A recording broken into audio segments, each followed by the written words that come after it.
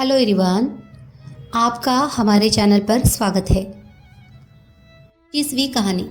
योगी राजा को और मुर्दे को देखकर बहुत प्रसन्न हुआ। बोला, हे राजन, तुमने ये कठिन काम करके मेरे साथ बड़ा उपकार किया है। तुम सचमुच सारे राजाओं में श्रेष्ठ हो। इतना कहकर उसने मुर्दे को उसके कंधे से उतार लिया और उसे स्नान कराकर फूलों की मालाओं से सजा कर रख दिया। फिर मंत्र बल से बेताल का आवाहन करके उसकी पूजा की। पूजा के बाद उसने राजा से कहा, हे राजन, तुम शीश झुकाकर इसे प्रणाम करो। राजा को बेताल की बात याद आ गई। उसने कहा, मैं राजा हूँ, मैंने कभी किसी को सिर नहीं झुकाया। आप पहले सिर झुकाकर बता दीजिए। योगी ने जैसे ही सिर झुकाया, राजा ने तलवार से उसका सिर काट दिया। बेताल बड़ा खुश हुआ। बोला, राजन, ये योगी विद्याधरों का स्वामी बनना चाहता था, अब तुम बनोगे।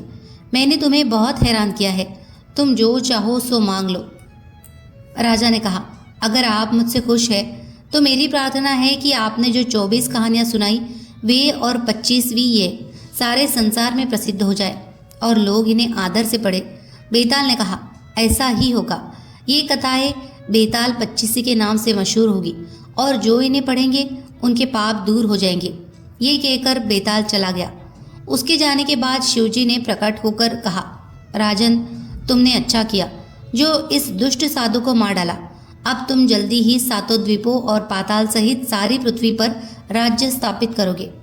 इसके बाद शिवजी अंतर्धान हो गए।